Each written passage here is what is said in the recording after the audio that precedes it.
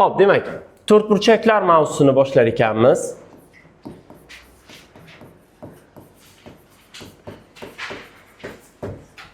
Hozir ayni vaqtda o'tadiganlarimiz to'rtburchaklarning har qanday turi uchun o'rinli bo'lgan xossalar va ta'riflarni ko'rib chiqamiz. Tushunarli?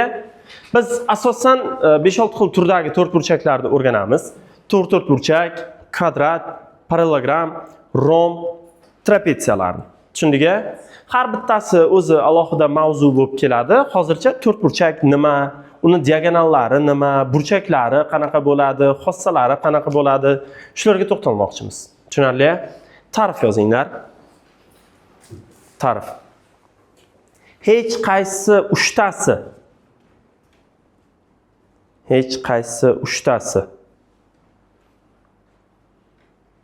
bir to'g'ri chiziqda yotmaydigan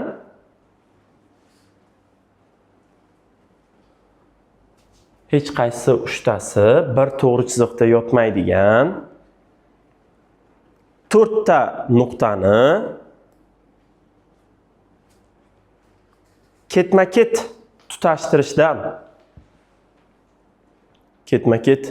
tutashtirishdan hosil bo'lgan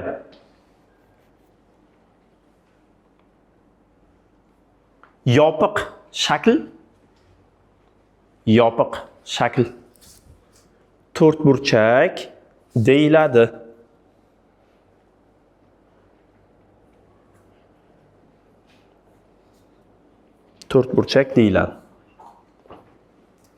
Yozdik-a? Xo'p, endi e'tibor beraylik bolalar. Hech qaysi uchtasi bir to'g'ri chiziqda yotmaydigan degan gapni nima uchun yozyapmiz?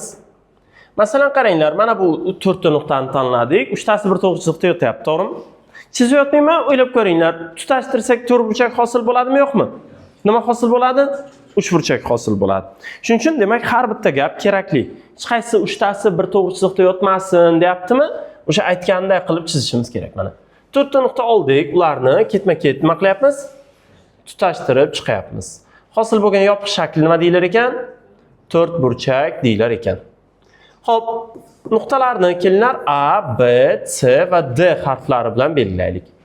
To'rtburchakni 4 ta uchi deganda nuqtalarni tushunishimiz kerak. 4 ta tomoni deganda kesmalarni tushunishimiz kerak. Hamda 4 ta burchagi bor bo'ladi. Burchak degani. Tushundingmi? Xo'p, burchaklar haqida xossalar keltiramiz hozir sizlar bilan, lekin ayni vaqtda to'rtburchaklarni ikkita turini o'rganib olishimiz kerak. To'rtburchaklar ikkita turga bo'linadi. Asosan bular qavariq to'rtburchaklar va botiq to'rtburchaklar. Qavariq, botiq so'zlarini avval ham eshitgansizlar. Eng birinchi darsimizda burchaklarni ta'riflayotganda aytgandik. Qavariq deb nimaga aytilgandi? 180 gradusdan kichik bo'lgan burchaklar. Botiqchi 180 dan katta. Qavariq to'rtburchaklar deb biz hamma ichki burchaklari 180 dan kichik bo'lgan to'rtburchaklarni aytamiz. Tushundingmi? Botiq to'rtburchak deb esa bitta burchagi 180 dan katta bo'lgan to'rtburchaklarni aytamiz. Tushundingmi? Chizib ko'rsatayin doskada. Demak, mana qavariq to'rtburchak.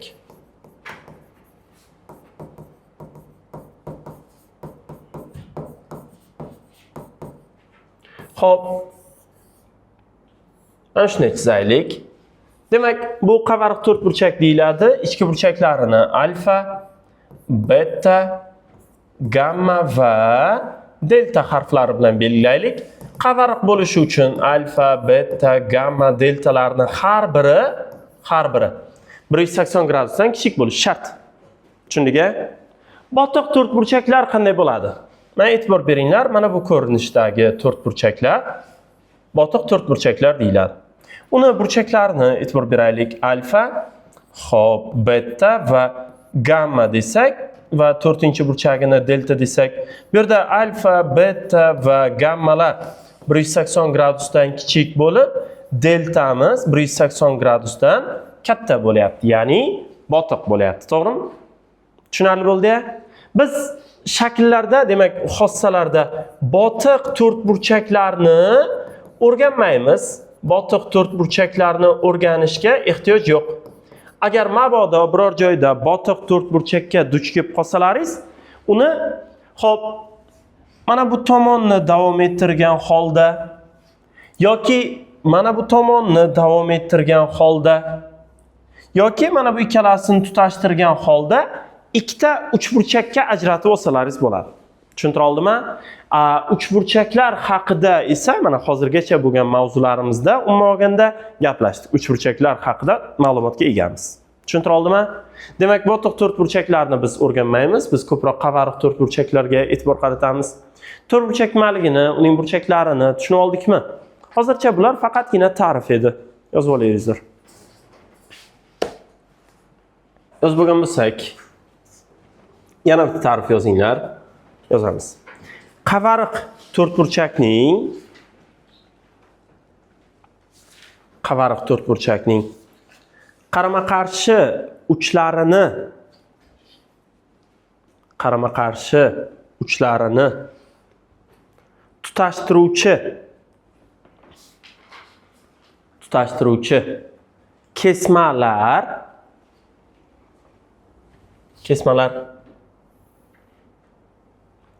to'rtburchakning diagonallari deyiladi. Doskada yozildi diagonal so'zi. Qanday yozilishini bilmasalaringiz, doskadagiday qilib yozinglar.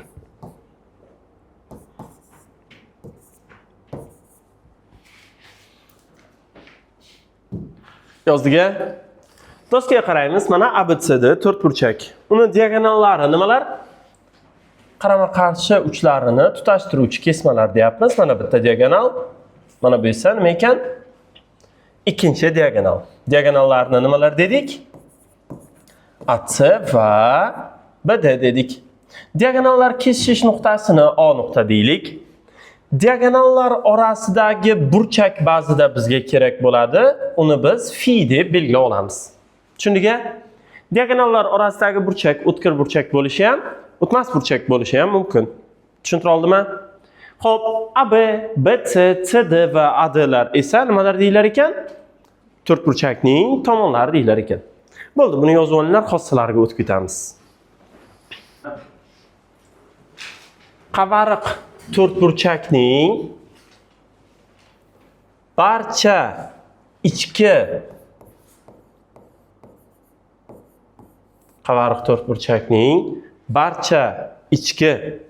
burchaklari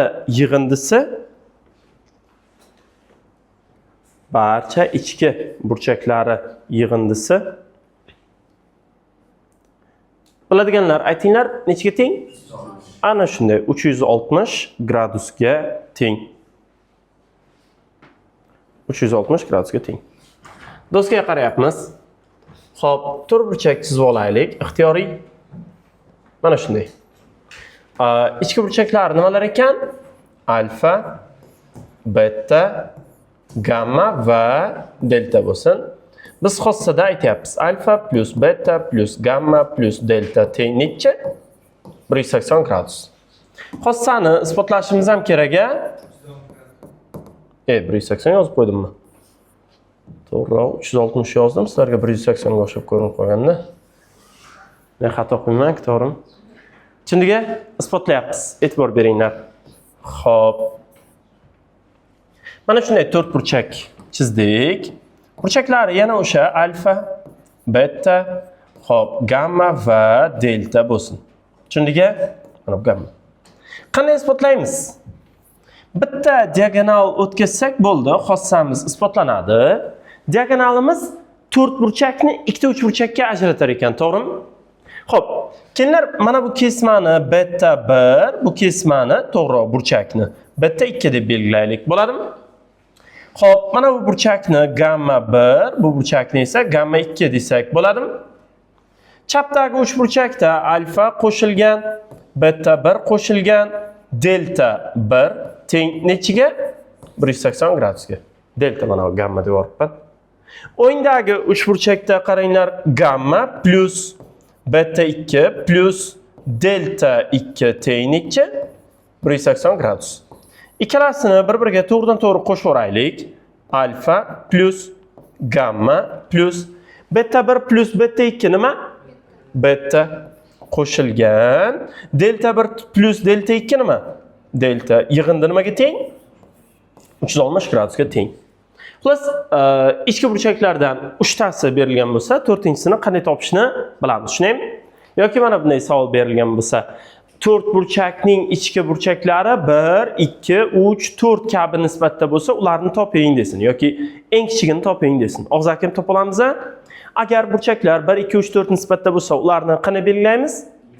X, 2x, 3x, 4x. Yig'indisi nimaga teng? 360 gradusga teng. X, 2x, 3x, 4x yig'indisi o'zinichi. 10x.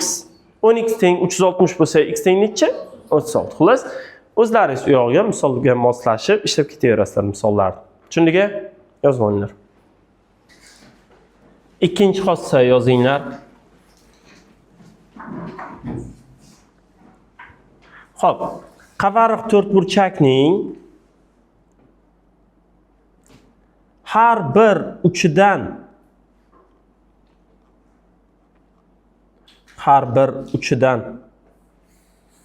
bittadan olingan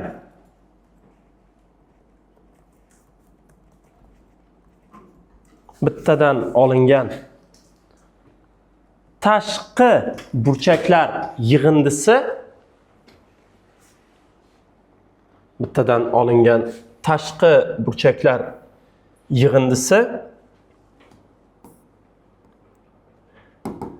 Xo'p, nimaga teng deb o'ylayapsizlar? 360 gradusga teng. 360 gradusga teng. Yozdik-a? Qaraymiz bolalar, 3 burchakda tashqi burchaklar yig'indisi necha edi? 360 edi. 4 burchakda necha ekan? 360. Va umuman olganda har qanday ko'p burchakda, qavariq ko'p burchakda tashqi burchaklar yig'indisi bittadan olingan. 360 gradusga teng. 5 burchak bo'ladimi, 4 burchakmi, 3 burchakmi, 6 burchakmi farqi yo'q. Tushundingmi?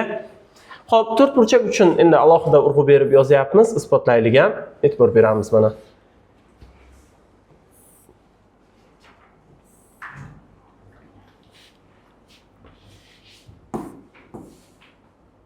Xo'p, boshladik. Nima deyilyapti? Mana bu aytaylik alfa shtrix, bunisi beta shtrix, bunisi gamma shtrix va bunisi delta shtrix bo'lsin. Xossa qanaqa ekan? Alfa shtrix plus beta shtrix plus gamma shtrix plus delta shtrix teng necha? 360 gradus. Birdaniga isbotiga o'tib ketaylik, e'tibor beramiz.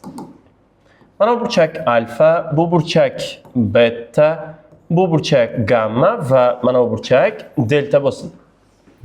Isbotimiz qanaqa bo'ladi? E'tibor beraylik. Alfa bilan alfa shtrix qo'shni burchaklari yig'indisi necha? 180. Xuddi shunday beta va beta shtrixni yig'indisi ham 180. Gamma va gamma shtrix yig'indi ham 180. Delta va delta shtrix yig'indi ham 180 gradus ekan. Mana shunaqa sistema. Tushundingmi? Hammasini qo'shib yuboramiz. Shunda alfa plus beta plus gamma plus delta qo'shilgan alfa shtrix plus beta shtrix plus gamma shtrix plus delta shtrix teng necha? 720. Birinchi xossaga ko'ra ichki burchaklar yig'indisi 360 ekanligini biz bilardik. Shunda bunisi mana yangilik. Bu yig'indi necha bo'lyapti? Ha, mana bu 360 ni unga ayirish qilib tashlasak, o'zi 360 ekanligi ma'lum bo'lyapti. Isbot tushunarli bo'ldi-ya? Xo'p, bo'ldi. Shu yozib olsalaringiz bo'ladi. Burchaklarga oid bitta ikkita misol ishlaylik, e'tibor beramiz. 3-misolga hamma qarasin.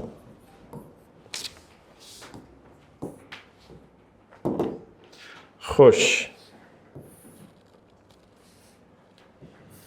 Mana shu ko'rinishdagi chizma berilgan ekan.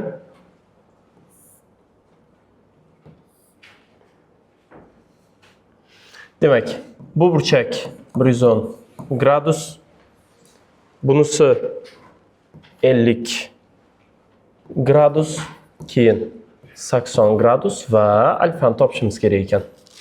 Bolalar, tashqi burchaklardan foydalanishimiz majburiy emas. tashqaridagi burchaklarni ichkariga kiritsak misol ishlanadi. Agar bu burchak 110 bo'lsa, bu burchak necha? 70. Agar bu burchak 50 bo'lsa, bu burchak necha? 130 gradus. Shunda qaranglar, ichki burchaklar 70 plus 80 plus 130 plus alfa teng necha? 360. 70 ga 80 150 ayirish qilib o'tkazsak 360 dan 150 dan ayirsak 210 mi? 210 dan 130 dan ayirsak alfa teng 80 ekan. Bo'ldi, mana shu ko'rinishda ishlandi misol. Tushundiga? Yana bitta misol ishlab ko'rsatang, shu bilan keyingi xossaga o'tsak ham bo'ladi. Qaraymiz. 7-misol bo'la qolsin. 7-misolda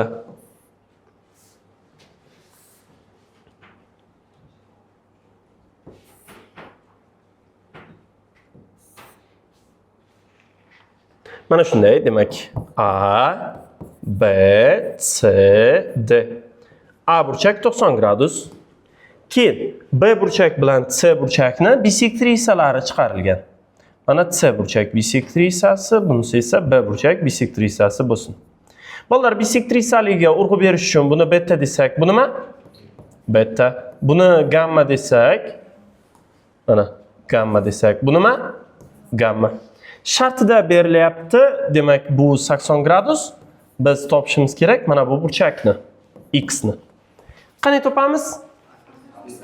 İchki burchaklar yig'indisidan foydalanamiz. Avval beta plus gammani topishimiz kerak, to'g'rimi? Uch burchakka e'tibor beryapmiz.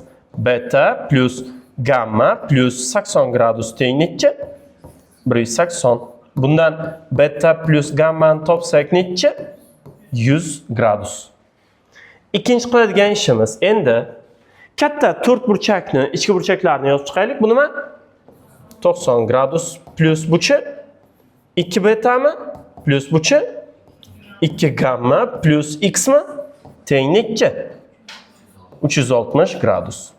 Qaranglar, beta plus gamma 100 bo'lsa, demak 90 qo'shilgan. 2 beta plus 2 gamma nima? 200 plus x teng 360. Misol ishlab qo'yildi o'zi. X teng necha?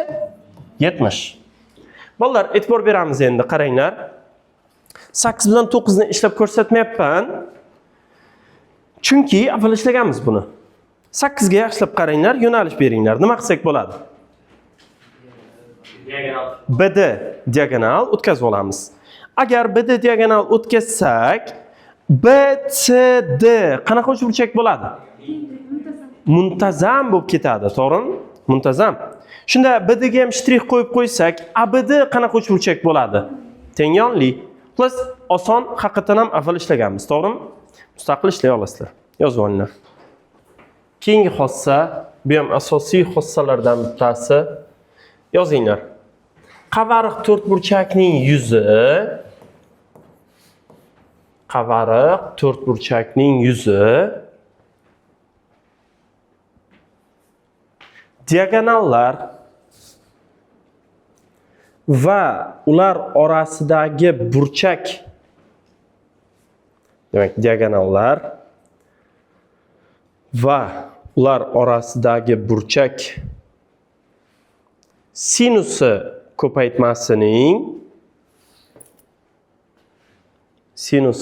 ko'paytmasining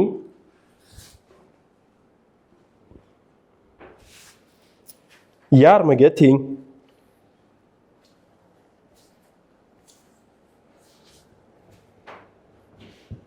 Yozdiga?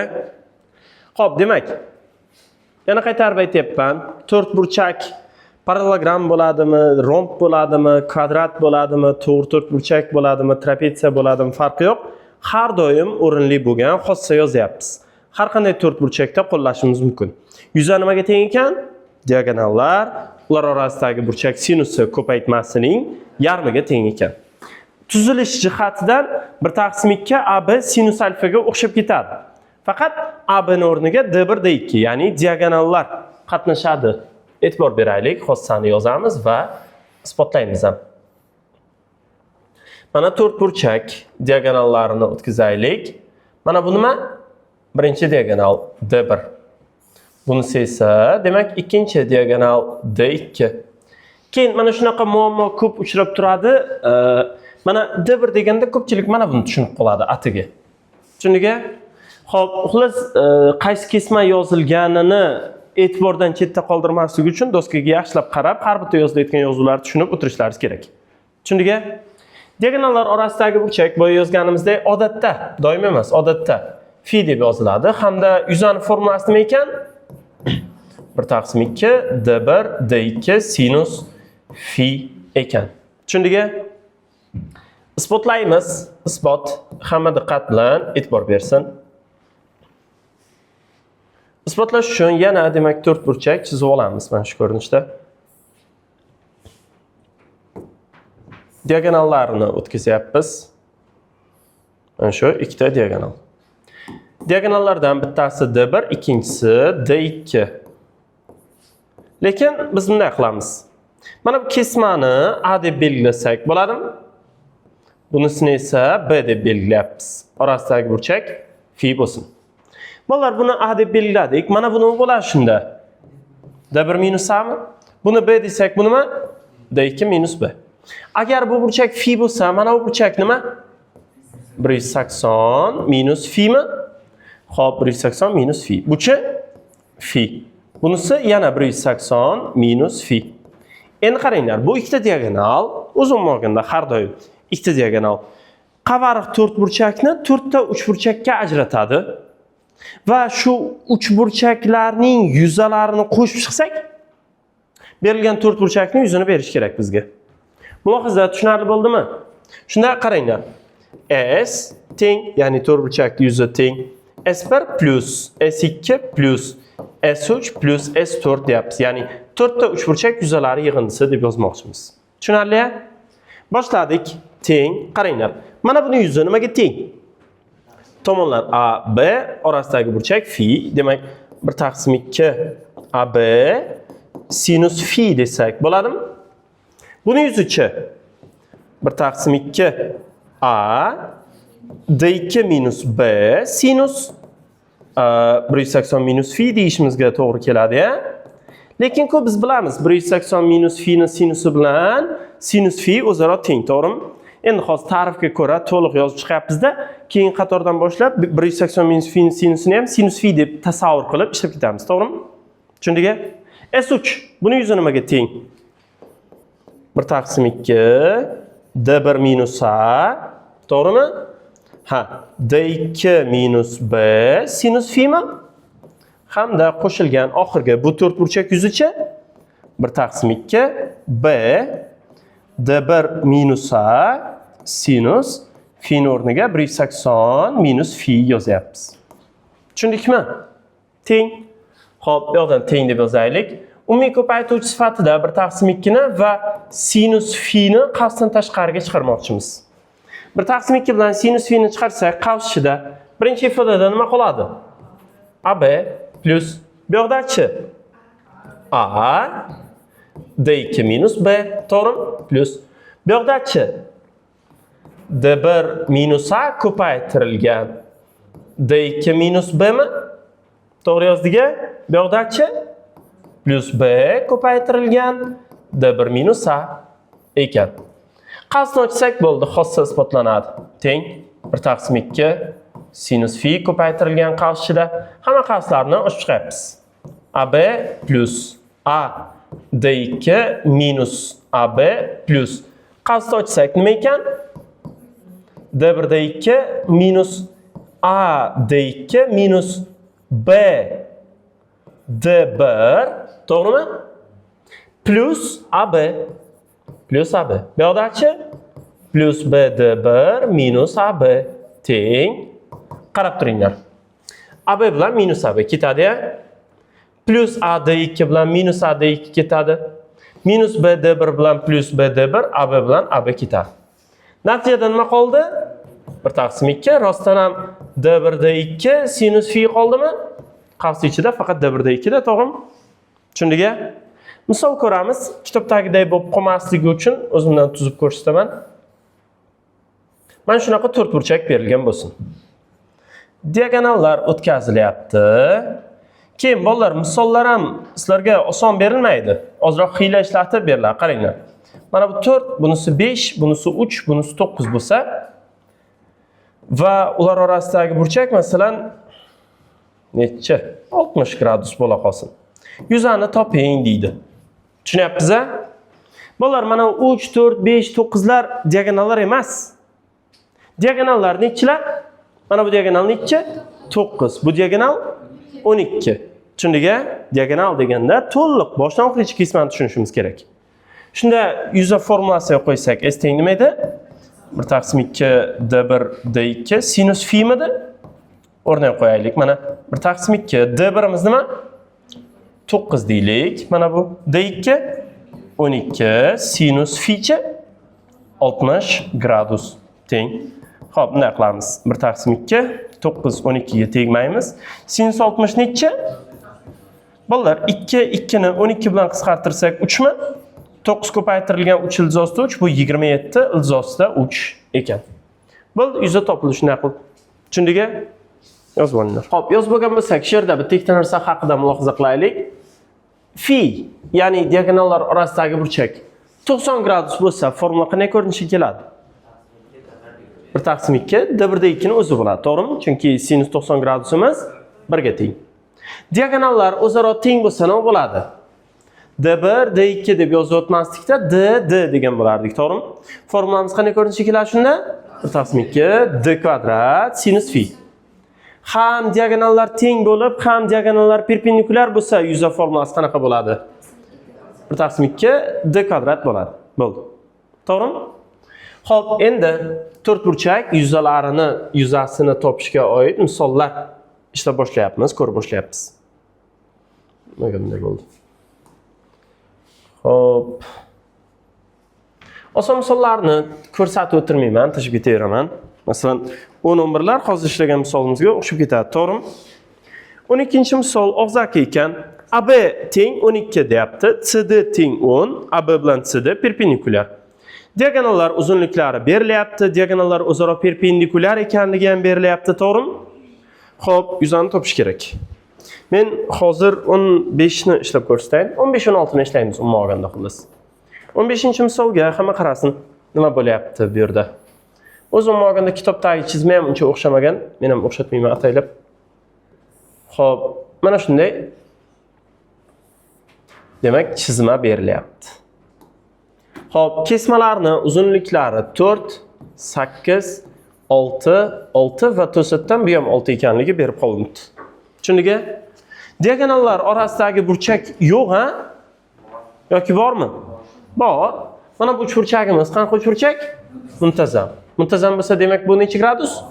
60 gradus. Agarda hattoki mana bu 6 emas, aytaylik 8 deb berilganda ham kosinuslar teoremasidan ko'ra foydalanib, buni kosinusini topa olamiz. Kosinusini topganimizdan keyin sinusini topib olish muammo emas. Shunday qilib ishlashni demak imkoni bor ekan, to'g'rimi? Hozir demak 60 bo'ldi, to'g'ridan to'g'ri topib oldik. S teng nima edi? 1/2 d1 d2 sinus fi teng 1/2. Mana bu diagonal necha? 14. Xo'p. Ikkinchi diagonalchi 10 ko'paytirilgan sinus fi necha? 60 gradus teng. 14 bilan 2 ni qisqartirsak 7. Shunda 7 ko'paytirilgan 10 ko'paytirilgan sinus 60 nima? Ilzosi 3/2. 5 bilan 10 bilan 2 ni qisqartirsak 5. Natija nima ekan? 35 ilzosi 3. Birdaniga keyingi misolga ham o'taylik, e'tibor beramiz. Xo'p, 16 ekan. Bolalar, 16-misolni ham avval ishlaganmiz o'zi aslida. Tushundingmi? Lekin mayli yana ishlab qo'ysak ham zarar qilmaydi. Birdaniga aytayin, diagonallar orqali topishga oid misollar tugadi. Bu boshqa toifadagi misol endi. Demak, tayyormiz. Bu 90 gradus, bu 6, bu 8. Xo'p, bu yoqda 13 va 13 berilyapti. Biz yuzani topishimiz kerak. Qanday topamiz? Avval ishlaganmiz, nima qilamiz? Bitta diagonal o'tkazib olamiz. Shunda 6, 8 bu necha? 10. ikkita uchburchakda yuzalarini qo'shib qo'ysak bo'ldi, to'g'rimi? Demak, bu ko'proq 4 burchakka emas, 3 burchakka oid misol ekan, to'g'rimi? Xo'p, bunday qilamiz. Birinchidan buni S1, buni S2 deylikda. S1 ni topib olaylik hozir. S1 yuza nimaga teng? 1 taqsim 2 6 8 necha ekan? 24. S2 ni qanday topamiz? Yoki Gerondan topsak bo'ladi, to'g'rimi? 13 13 10. Bor-ku, to'g'rimi? Geron formulasidan foydalanaylik. Lekin balandlikdan foydalanish ham yomon fikr emas edi haqiqatan ham, to'g'ri. Xo'p, Geron formulasidan foydalanamiz dedik. Yarim perimetr nechi? 13 13 26, 10 ni qo'shsak 36, yarmi 18. 13 da ayirsak 5, yana 13 da ayirsak, yana 5, 10 da ayirsak 8 teng. Xo'p, 18 ni 9 kere 2 deb 9 ni ildizdan chiqarsak 3. 2 kere 8 16, ildizdan chiqarsak 4, 5 kere 5 ildizdan chiqarsak 5. Natija nima? 60. Shunda 4 burchak yuzi nima bo'ldi? S1 plus S2, ya'ni to'g'ridan to'g'ri yozdik 84 deb. Tushundiga? Yozib olinglar.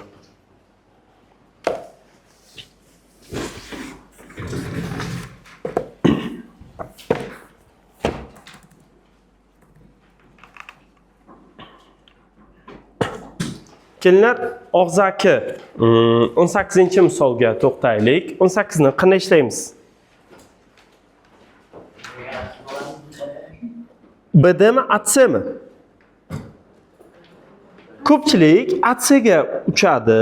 Mana kosinuslar teoremasidan foydalanib ACni topaman deb. Lekin aslida haqiqatan ham AC emas, BD kerak bizga. Chunki BD ni o'tkazganimizdan keyin ABD uchburchak qanaqa uchburchak bo'ladi? Teng yonli, to'g'ri burchakli, shunaymi? O'sha ABD uchburchakning D burchagi nechi? 45. Katta D burchakdan 135 dan 45 ta ayirib tashlasak necha bo'ladi? 90 gradus. Ishimiz ancha yengillashadi, to'g'rimi? Yo'nalish berildi. Uyda mustaqil ishlay olasizlar, ha? Yaxshi. Keyin 20-misolni qanday ishlaymiz? BD diagonal o'tkazamiz. Shunaymi? 20 da BD diagonal o'tkazsak bo'ldi. Bugungi oxirgi misolimiz 23 bo'lsin. Keyingi dars 24 dan davom ettiramizda, demak, mavzuni ham tugatib qo'yamiz. Xo'p, 23 ga hamma e'tibor bersin. Keyingi darsda ham menga eslatinglar, dars zapis qilishdi. Mana shu hozirgi video bilan ulab yuboraman-da, bitta video qilib joylashtiraman. Xo'sh.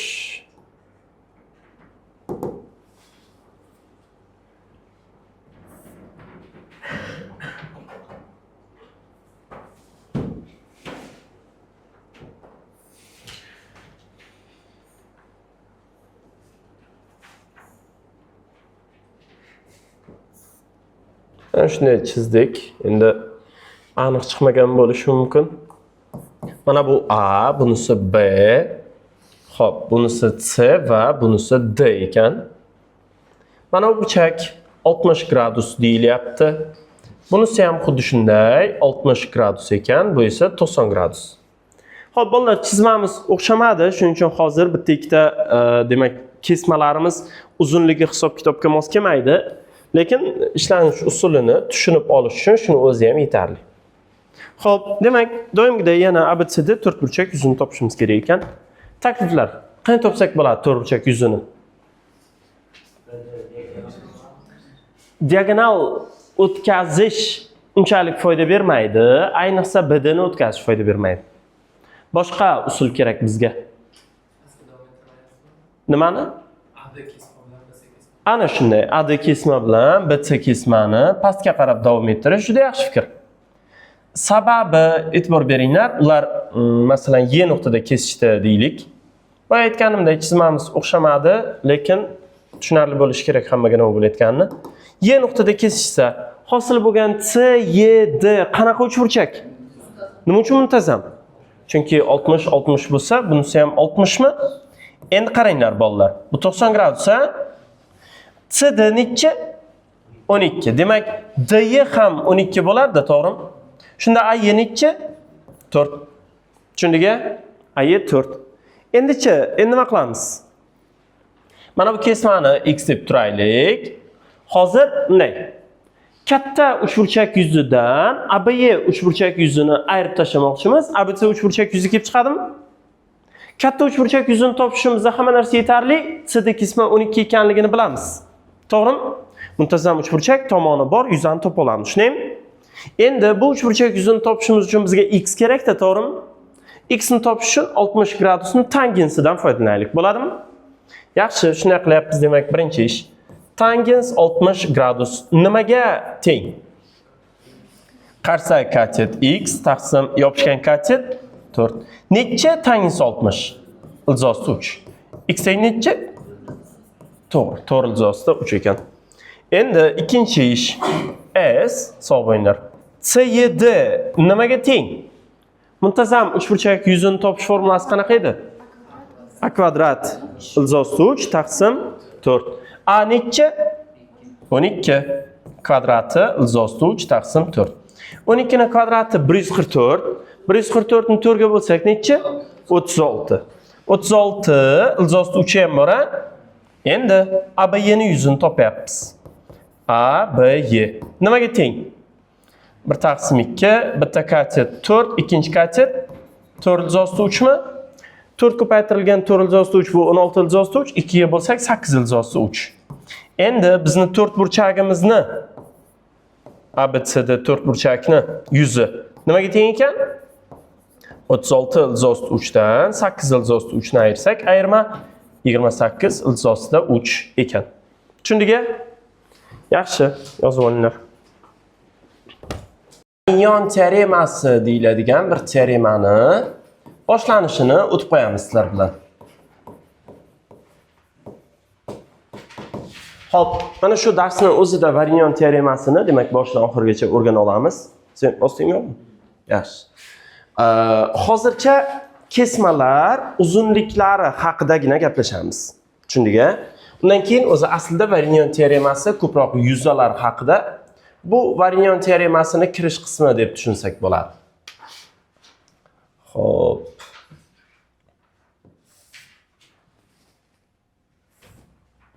Varignon teoremasi mana istalgan to'rtburchakning tomonlari o'rtalarini tutashtirishdan hosil bo'lgan shakl haqida. Tushundingmi? Tomonlar o'rtalarini tutashtirishdan hosil bo'lgan shakl. Xo'p, mana bular demak tomonlarning o'rtalari ekan. Ularni tutashtiryapmiz. E'tibor beraylik. 2 gradus hosil bo'ldi, ko'rdingmi? Xo'p, bu yoqda 65, bu yoqda ham taxminan 65 bo'lishi kerak mana. Xullas, mana bu hosil bo'lgan shaklni xossalari juda ko'p. Umuman olganda, bu shakl parallelogramdan iborat deganimizda o'zi hamma xossalarini tushuntirib beradi. Parallelogram degan shakl ham hali o'rganiladi. Parallelogramning qarama-qarshi tomonlari o'zaro parallel va o'zaro uzunliklari teng bo'ladi. Tushundingmi? Birinchi navbatda aytib o'tayin, mana bu kesma bilan bu kesma teng, mana bu kesma bilan bu kesma teng.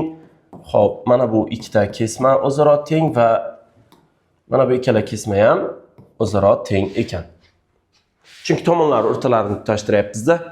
Tushundingmi? Xossa esa mana bunday. Mana bu kesmani A, bu kesmani B desak, mana bu kesma ham A, bu kesma ham o'zaro teng bo'lgan holda B bo'ladi. Tushundingmi?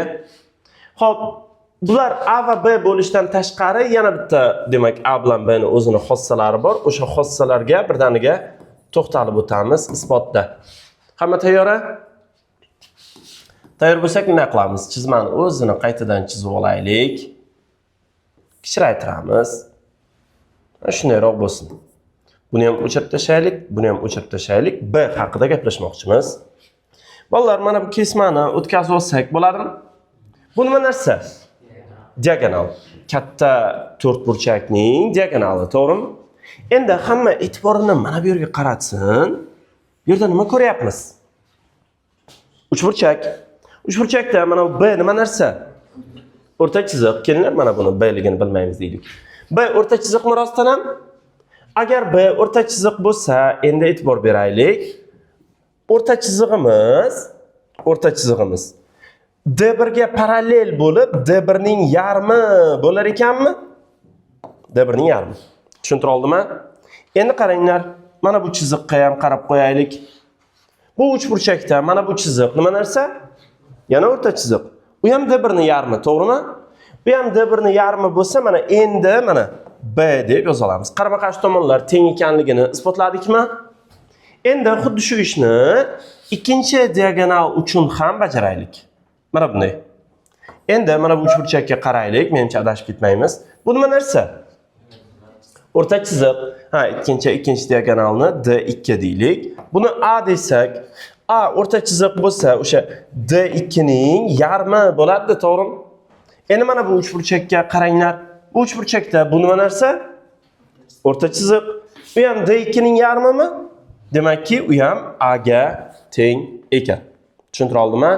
Keyin hosil bo'lgan sariq bilan chizilgan o'rtalarini tutashtirishdan hosil bo'lgan to'rtburchakni perimetri haqida gapiradi yoki tomonlar yig'indisi haqida gapiradi.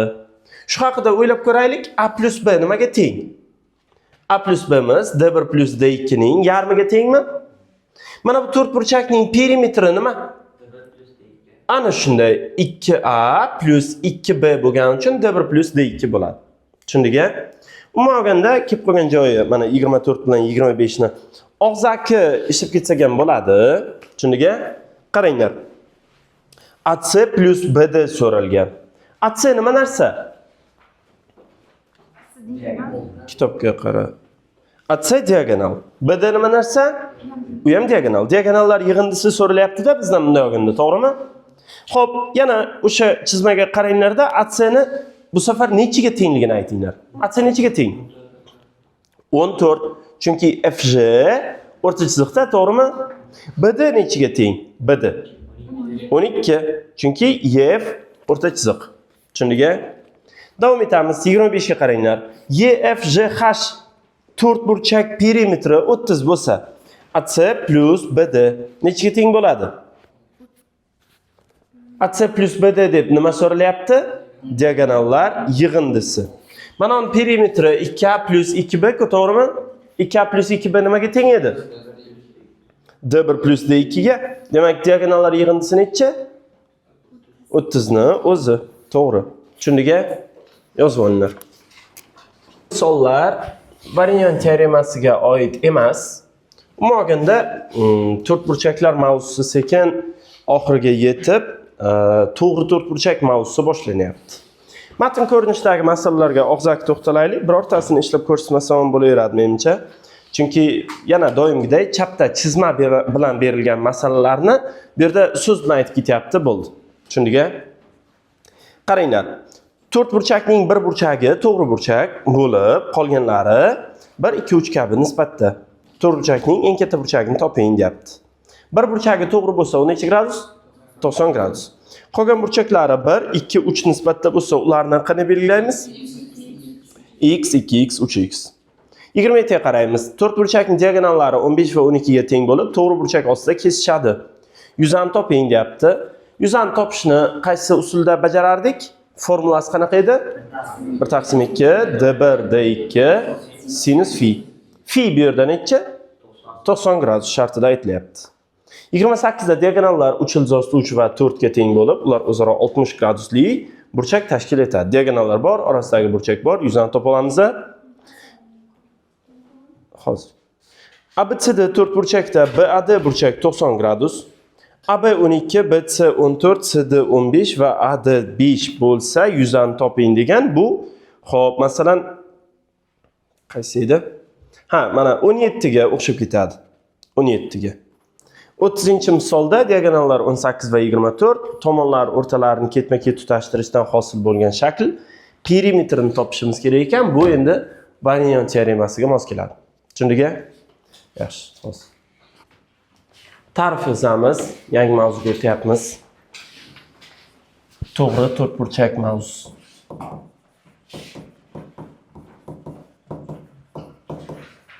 Ta'rif. Barcha ichki burchaklari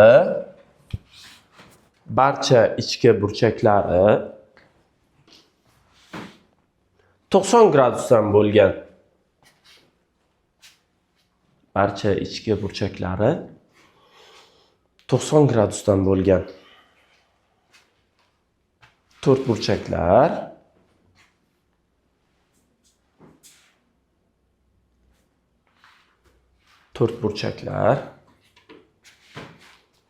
to'g'ri to'rtburchak deyiladi.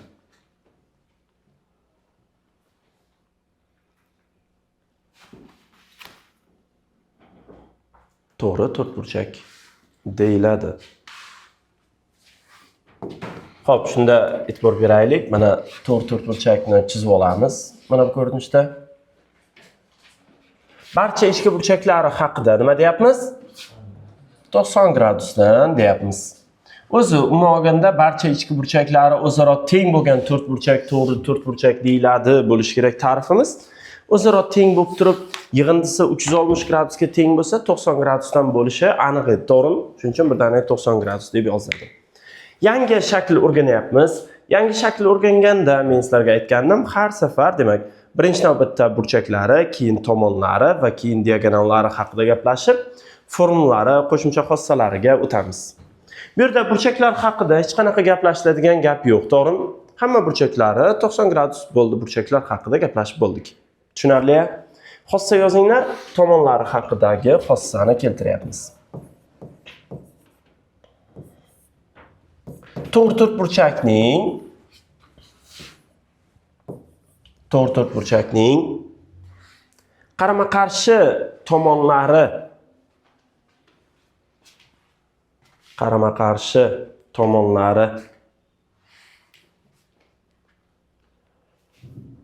o'zaro parallel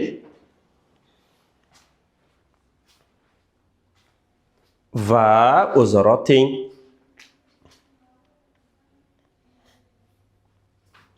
O'zaro parallel va o'zaro teng. Yozdik-a? Bolalar, do'stga qaraymiz. Qarama-qarshi tomonlari o'zaro parallel ekanligi hozirning o'zida ko'rinib turibdi. Masalan, BC tomon ham ABga parallel, AD tomon ham ABga parallel, to'g'rimi? BC bilan ADni o'zaro parallel ekanligi, perpendikulyar demoqchi edim. BC ham ABga perpendikulyar, AD ham ABga perpendikulyar. Demak, BC bilan AD o'zaro parallel ekan. Yoki boshqacha aytganda qaranglar, ikkita chiziqni 3-chiziq kesishdan hosil bo'lgan ichki bir tomonli burchaklar yig'indisi 180 bo'lyaptimi? Demak, tashqaridagi tomonlar o'zaro parallel deyish uchun yetarli. Xullas, o'zaro parallel ekanligi aniq. O'zaro teng degan gap qayerdan chiqyapti? O'shanga to'xtalmoqchimiz. Xo'p, e'tibor beraylik. Yana mana to'g'ri to'rtburchak chizyapmiz. Uchlari A, B, C va D bo'lsin. Bolalar, bitta diagonal o'tkazib olsak shu yerda bo'ladimi, yo'qmi? Mana bu burchakni alfa desak, bu burchak nima? Alfa, chunki o'zaro parallel dedik. Bu burchakni beta desak, bu burchak nima? Beta. Shunda qaranglar nima bo'lyapti? ACD uchburchak bilan ABC uchburchak o'xshash deyish uchun hozircha doskadagilar yetarlimi? O'xshash bo'lyapti, chunki uchala burchaklari ham o'zaro teng. O'xshash bo'lishdan tashqari, ikkalasini mos tomonlari o'zaro teng, to'g'rimi? Agar o'xshash burchaklarni bittadan mos tomonlari o'zaro teng bo'lsa, demak qolgan tomonlari ham o'zaro teng bo'ladi deb, eng muhimi demak ACD uchburchak bilan BCD uchburchakni o'zaro teng desak bo'ladimi? Tushundingmi? Shunda mana bu tomonni A desak, bu tomonni B desak, bu tomon ham A, bu tomon ham B bo'lar ekan. Xullas mana A, B, A, B. A tomonni biz to'g'ri to'rtburchakning bo'yi, B tomonni esa to'g'ri to'rtburchakning eni deymiz. Tushunib oldik-a? Qarama-qarshi tomonlari o'zaro teng ekan. Yozib olinglar, endi diagonallarga o'tamiz. Endi diagonallari haqida xossalar keltirib boshlaymiz.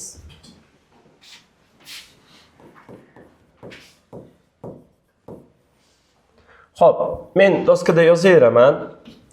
To'g'ri to'rtburchakning birinchidan diagonallari o'zaro teng. Ikkala diagonali ham o'zaro teng. Xo'p, keyin diagonallari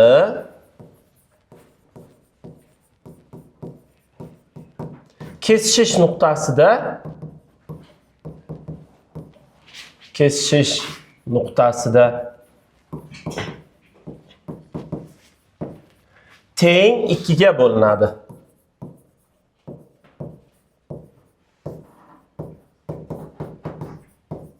Teng 2 ga bo'linadi. Tushundingmi bularni? Endi qaranglar. Agar to'rt burchakda bitta diagonal o'tkazsak,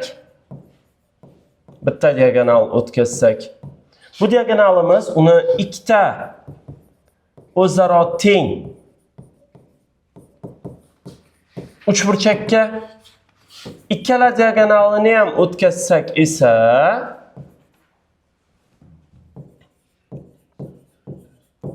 ikkala diagonalni ham o'tkazsak 4 ta uchburchakka ajratadi, to'g'ri. Lekin 4 tala uchburchak o'zaro teng bo'lmaydi. Ya'ni o'zaro teng bo'lishi hamma tomonlari teng bo'lishi kerak, to'g'rimi? U 4 ta uchburchakni hamma tomonlari o'zaro teng bo'lmaydi. Yuzalari o'zaro teng bo'ladi. Shuning uchun 4 ta yuzalari teng bo'lgan deb yozyapman. Yuzalari teng bo'lgan uchburchakka ajratadi. Tushundingmi? Mana shu diagonallarining asosiy xossalari, shu xossalar haqida hozir gaplashamiz, isbotlashga harakat qilamiz har birini. E'tibor beraylik mana A, B, C, D 4 burchak. Tushundingmi? Xo'p, diagonallari o'zaro tengligi haqida gaplashaylik. Mana bu tomoni A, bu tomoni B, bu tomon ham A, bu tomon ham B, to'g'rimi? Mana bitta diagonal o'tkazdik. Mana yana bitta diagonal o'tkazdik. Qaranglar bolalar, mana bu burchakni alfa desak, mana bu burchagimiz ham alfa bo'ladi.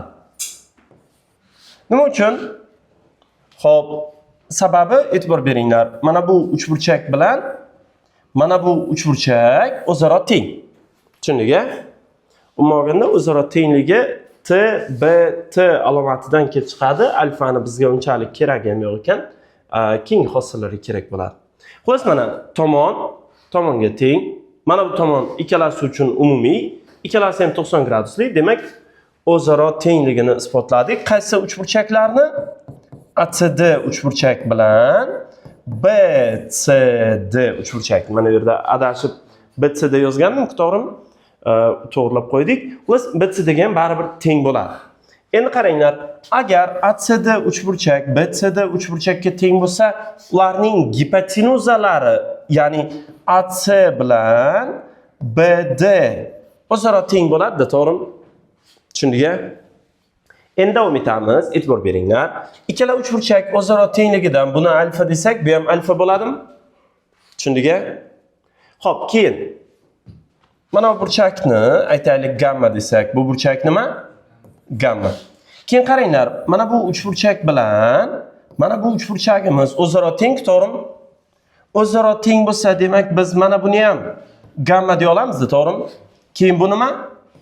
Gamma ekan. Tushundingmi? Endi e'tibor beringlar. Mana bu uchburchak qanaqa uchburchak bo'lyapti? Tengyonli. Tengyonli bo'lsa, mana bu kesma bilan bu kesmani teng deya olamizmi? Endi alfa haqida gaplashaylik. Qarab turinglar. Mana shu yerda kerak bo'ladi alfa. Mana bu uchburchak bilan mana bu uchburchak o'zaro tengmi? O'zaro teng bo'lsa, demak bu burchakni ham alfa deya olamiz. Bu burchak alfa bo'lsa, bunisi ham demak alfa. Umuman ichki almashuvchi deb alfa desak ham bo'lar ekan. Endi mana bu uchburchagimiz ham tengyonli bo'lyaptimi? Shunda boshqa iloj qolmayapti. Mana bu kesma ham tepadagilarga teng. Bu ham xuddi shunday ularga teng. Diagonallar kesishish nuqtasida teng 2 ga bo'linishini isbotladik. Tushundikmi? Mana bu bitta diagonal ikkita o'zaro teng uchburchakka ajratishini mana bu yerda isbotladik. Shuningdek, har qanday diagonal ikkita o'zaro teng uchburchakka ajratadi. Endi mana bu qism yangiroq biz uchun nisbatan ikkita diagonal 4 ta yuzalari teng bo'lgan uchburchak hosil qilar ekan. Xo'p, shuni isbotlashga harakat qilamiz. Mana bu uchburchakka qaranglar. Bu nima narsa? Gipotenuza emas. Mediana. Mediana uchburchakda gipotenuza bo'lmaydi-ku. Mediana bo'lsa, demak yuzani teng 2 ga bo'ladi. Bu ham S, bu ham S desak bo'ladimi? Endi qaranglar, mana bu uchburchakda bu nima narsa? yana mediana. Demak, bu ham S mi? Plus bu ham S. Barcha yuzalar o'zaro teng. Tushundiga? Hamma tushundi? Yozib olinglar. Yozib bo'lgan bo'lsak, simmetriya o'qlari degan tushuncha haqida gaplashib olaylik. Simmetriya o'qlari degani shunday to'g'ri chiziqki, o'sha to'g'ri chiziq bo'yicha shaklni qatlasak, chap qismi bilan o'ng qismi aynan ustma-ust tushishi kerak. O'zaro teng bo'lishi yetarli emas, aynan ustma-ust tushishi kerak. O'ylab ko'rib javob beringlar. To'rtburchakning simmetriya o'qlari nechta? Ikkita? To'rtta emasmi? Xo'p, ikkita deganlar sanashga harakat qilaylik. Qaysi chiziqlar simmetriya o'qlari bo'ladi? Diagonallar o'zi aynan simmetriya o'qlari emas. Shuni bir tekshirib ko'raylik, e'tibor beringlar. Ko'rsatganmidim avval? Ha, shu nari guruh ko'rsatganman, bu guruhga endi o'tyapman. Mana dahshat daftar 8 ta ishlagan bitta o'quvchining daftari ekan. Diagonalni simmetriya o'qimi yo'qmi tekshirmoqchimiz. Diagonal bo'yicha qatlayapman. Qaranglar, diagonal bo'yicha qatlandi, to'g'rimi? Chap qismi bilan o'ng qismi ustma-ust tushdimi? Yo'q. Demak, to'rtburchakning diagonali simmetriya o'qi emas. Tushundiga? Simmetriya o'qlari xullas 4 ta emas, 2 ta. Va ular diagonallar emas. Qarama-qarshi tomonlar o'rtalarini tutashtiruvchi mana bu kesma simmetriya o'qi. Tushundiga? Bu bitta simmetriya o'qi, deylik, gorizontal simmetriya o'qi desak, mana bu ikkinchi simmetriya o'qi, vertikal simmetriya o'qi ekan. Tushuntira oldimmi? Simmetriya o'qlari nechta dedik? 2 ta. Bizga keyinchalik kerak bo'lib turadi simmetriya o'qlari. Simmetriya o'qlari masalan mana bunday vaziyatlarda kerak.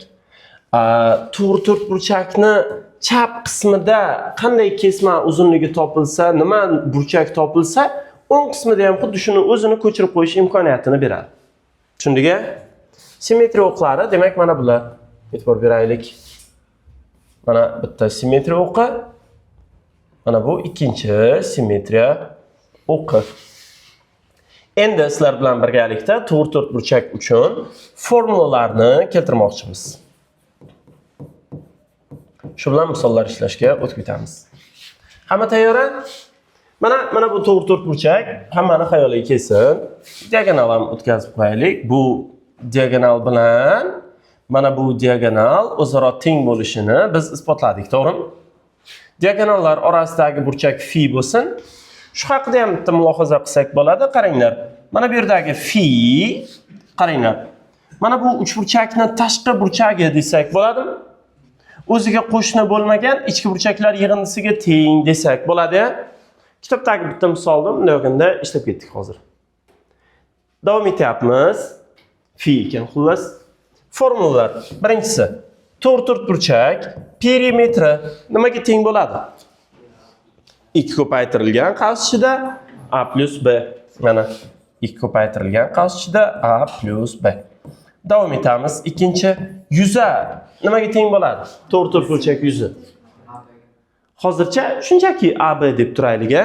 Yuza a ko'paytirilgan b ga teng. Uchinchi, yuzani diagonal orqali ifodalab beringlar. Qanday bo'lar ekan? 1/2 d1 d2 sinus phi derdik-ku, to'g'rimi? Bu yerda d1 bilan d2 o'zaro teng. O'zaro teng bo'lsa d1 d2 deb o'tirmaymiz, shunchaki d deymiz, to'g'rimi? Yuza qanday ko'rinishga keladi? 1/2 d kvadrat sinus phi ko'rinishiga kelar ekan. Tushundiga? 4-chi formula diagonalni o'zi nimaga teng degan savolga javob beraylik. Masalan, diagonalni o'zini topishimiz kerak. Qanday topamiz? Mana bunga hamma qarasin, mana. Diagonalni qanday topamiz? Pifagor teorem emas. A kvadrat plus b kvadrat teng d kvadrat, to'g'rimi? Ildiz ostiga olsak d teng nimaga? Ildiz ostida a kvadrat plus b kvadratga. Tushundiga? Bo'ldi, hozircha bo'ladi shular. Yana qo'shimcha bitta ikkita xossalari bor, ularni alohida o'tamiz. Yozib olaveringizlar. Misollarga qaraylik. Ko'pchilik misollar oson. Masalan, 31-32 diagonallar o'zaro teng va kesishish nuqtasida teng 2 ga bo'linadi degan xossadan kelib chiqib ishlanadi. dy 2x plus 3 hamda y'si 3x minus 2 ekan. Nima qilish kerak x topish uchun? Ikkalasini bir-biriga tenglashtiramiz, to'g'ri. 33-misolda x ni og'zaki topib bera olishlaringiz kerak. Necha? 70. Chunki d burchak 35 bo'lsa, c burchak ham 35 bo'ladi-da, tashqi burchagimiz 70 bo'ladi, to'g'rimi? Keyin 35-misolga qaranglar. Y'si 6, c'yi 45. Yuza so'ralgan. Bolalar, y'si 6 degani diagonal necha? 12. Ikkinchi diagonalchi? U ham 12. Burchak 45 bo'lsa, yuzani topa olamizku, to'g'rimi? Yaxshi. 37-38 da tomonlar x orqali ifodalab berilyapti, to'g'rimi? Biz perimetr berilgan bo'lsa, x ni yoki yuzani topishimiz kerak ekan. Mustaqil topa olasizlar, shunaymi? Xo'p, 40-41larni ishlab ko'rsataman, e'tibor beraylik.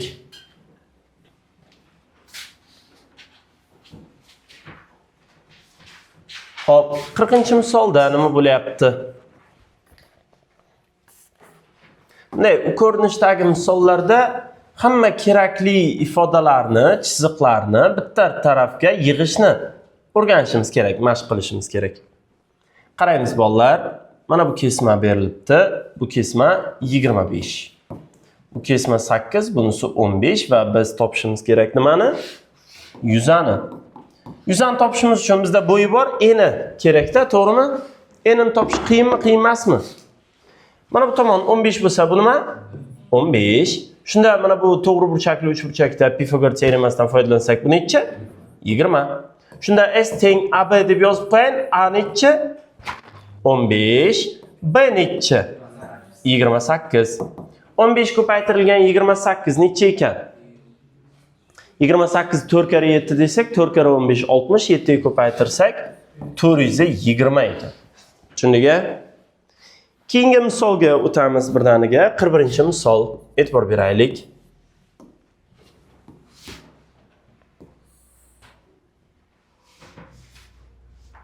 Mana to'g'ri to'rt burchakda D burchagini bisektrisasi chiqarilyapti. Bisektrisa chiqarilsa, burchakning tengligiga bo'ladi, 45 gradus burchak ostida chiqib keladi, to'g'rimi? Endi qaranglar. Mana bu 15 deyilyapti, bu 8 deyilyapti. Biz yana o'sha gap yuzani topishimiz kerak ekan. Qanday ishlanadi bu?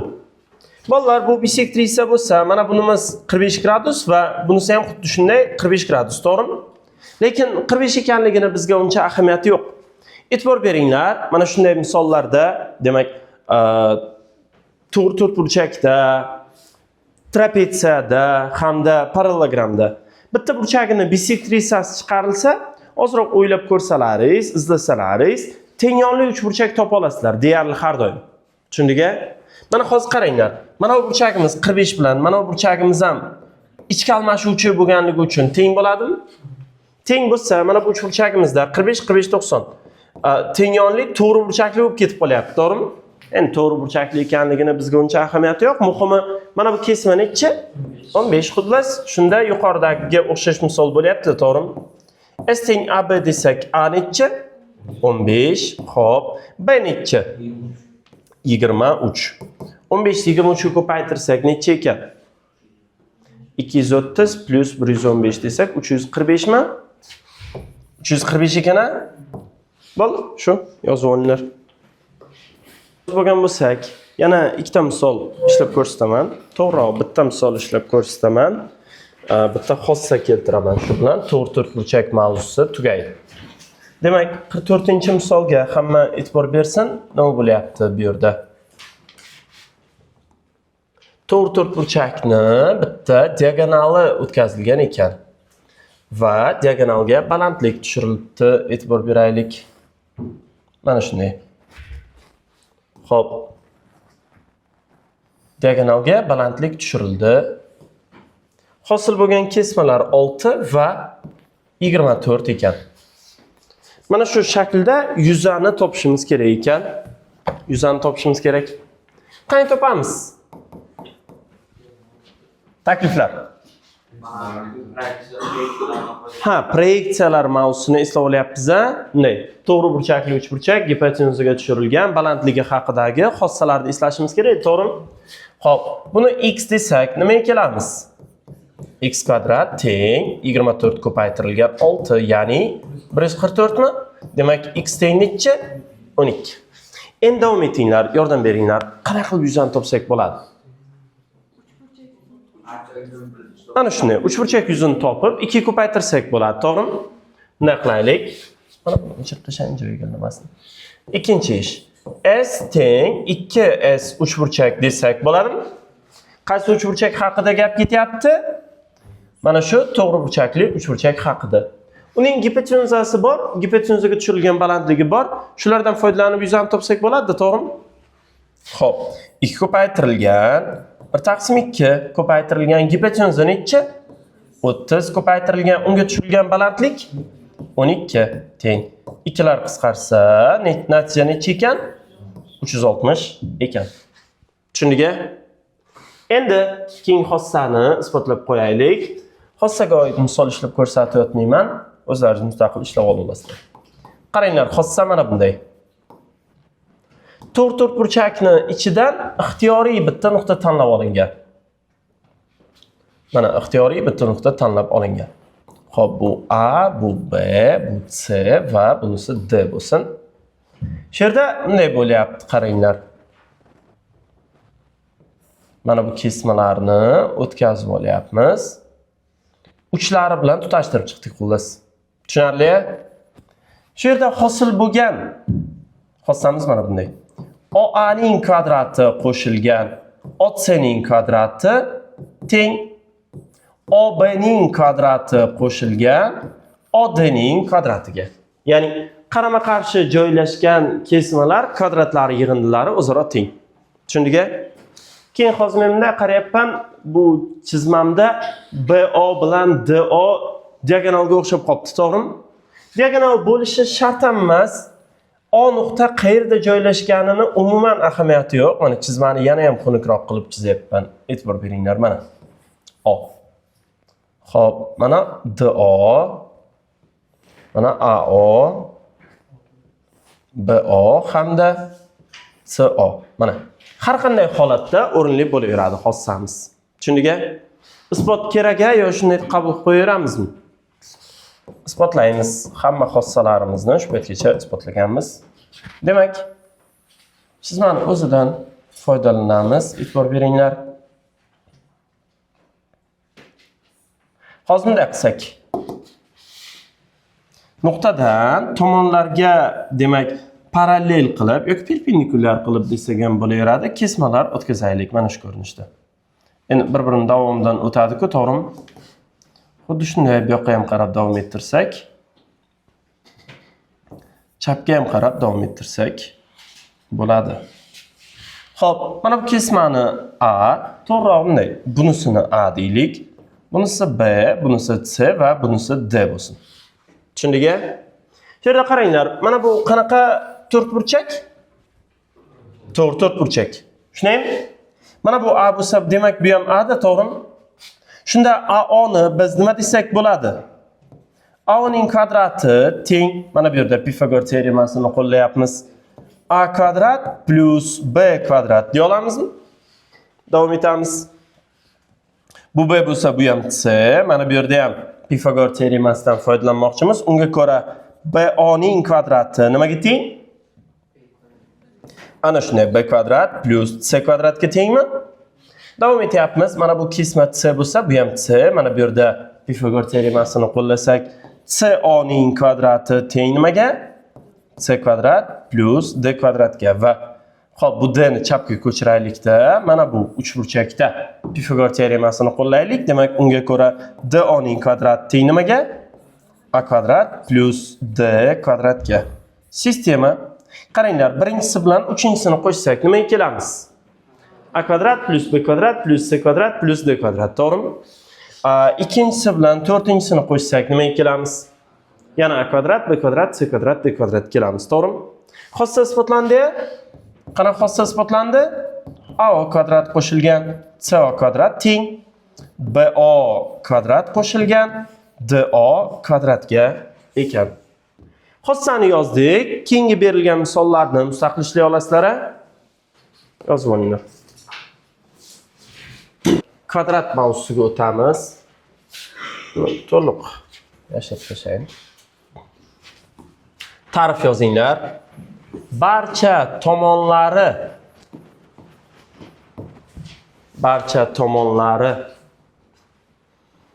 o'zaro teng bo'lgan. Barcha tomonlari o'zaro teng bo'lgan. To'g'ri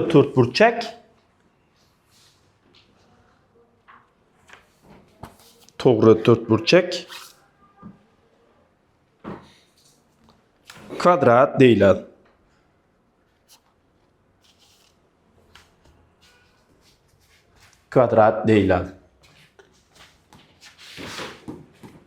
Xo'p, e'tibor beramiz. Kvadrat nima ekan?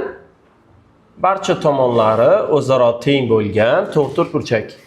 Mana bu tomon hammasi nima ekan? O'zaro teng ekan. Xo'p, bolalar, xossalari haqida gaplashmoqchi bo'lyapmiz. Lekin burchaklar haqida hech qanaqa xossa keltirishga iloj ham yo'q, hojat ham yo'q. Hamma burchaklari 90 gradusdan bo'ldi. Tushunaymi?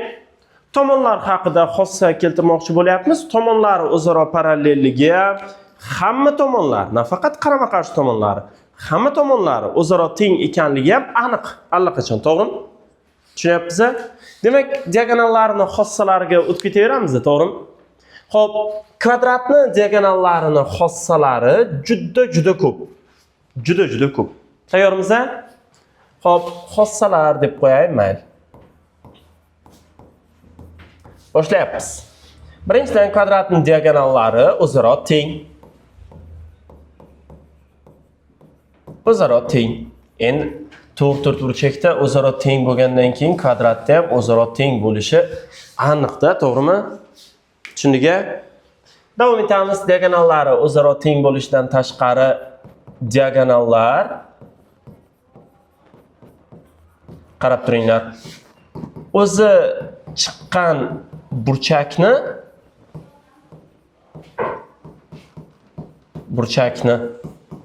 hop teng 2 ga bo'ladi. Teng 2 ga bo'ladi. Shuni tepa qatordan yozaveraylik qilib bo'lsa. Bo'ladi. Davom etamiz. Diagonallar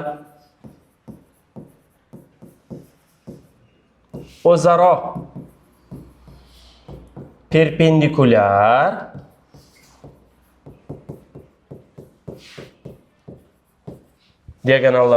perpendikulyar va kesishish nuqtasida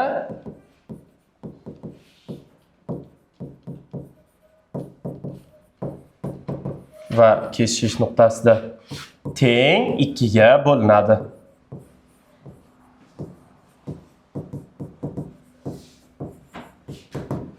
Tushunaymi? Qaranglar. O'zi chiqqan burchakning teng 2 ga bo'ladi degan xossa bizda yo'q edi. To'rtburchakda diagonallar o'zaro perpendikulyar degan xossa yo'q edi to'rtburchakda. Tushunaymi? Demak, bu yoqda bor ekan. Davom etamiz endi. Bitta diagonal o'tkazsak nima bo'ladi? Ikkita diagonal o'tkazsak nima bo'ladi? Shu haqida gaplashmoqchimiz.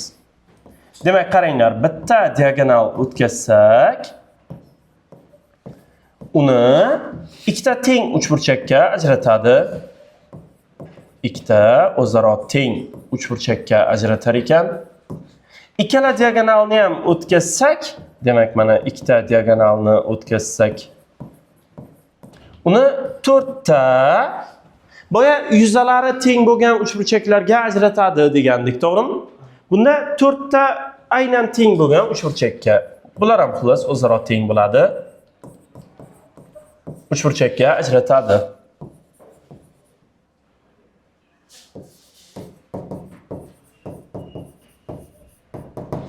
Tushundiga?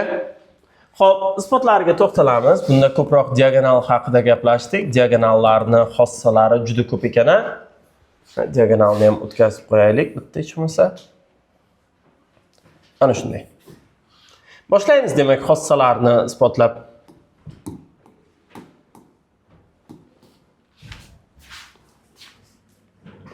Xo'p, kvadrat chizib olamiz.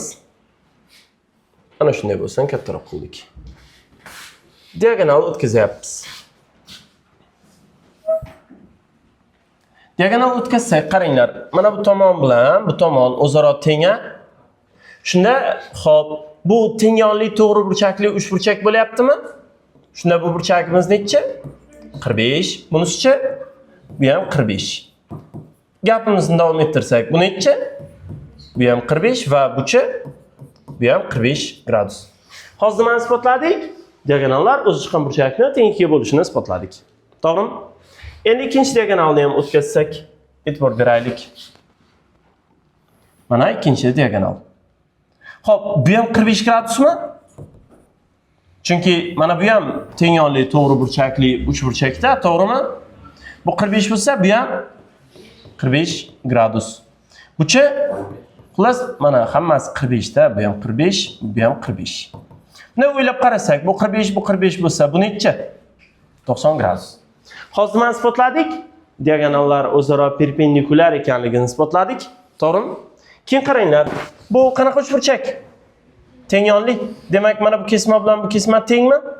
Bu qanaqa uchburchak? Tengyonli. Demak, bu kesma ham teng, xullas bu kesma ham teng. Kesishish nuqtasida teng ikkiga bo'linishini isbotladik. Tushundingmi? Keyin qaranglar, endi mana bu uchburchak bilan mana bu uchburchak o'zaro tengligini ko'rish qiyin emas-a? Bu hattoki to'rt burchakda ham bor edi. Mana bu isbotlandi. Ikkita diagonal to'rtta o'zaro teng uchburchakka ajratishi. Qaranglar. Mana bu tengyonli to'g'ri burchakli uchburchak gipotenuzasi A.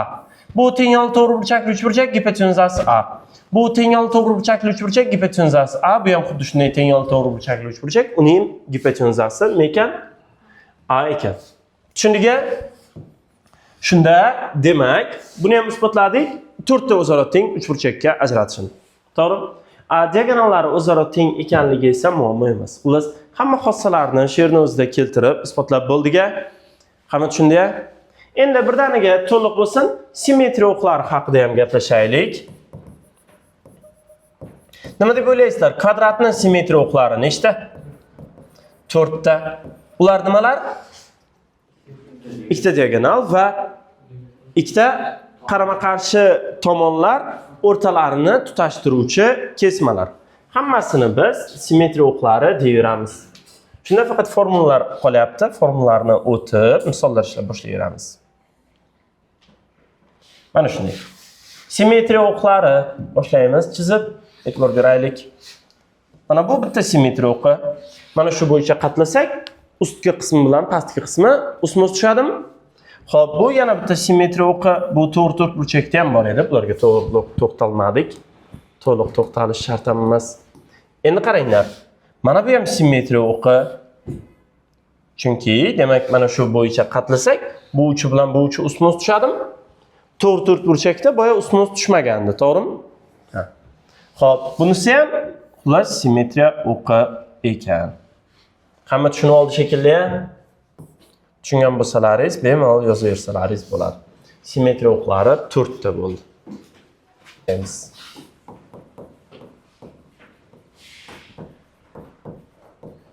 Kvadratga oid formulalarimiz juda oson. Birinchidan kvadratning perimetri nimaga teng? 4a ga teng. Ikkinchidan kvadrat yuzini birinchi formulasi nima edi? A kvadrat. Xo'p, ikkinchi formulasi-chi? Qaranglar, 1/2 d1 d2 sinus phi formulamizni diagonallarni xossalari juda chiroyli, qulay ko'rinishga keltirib qo'ydi. Birinchidan diagonallari o'zaro teng, ikkinchidan diagonallari o'zaro perpendikulyar, to'g'rimi?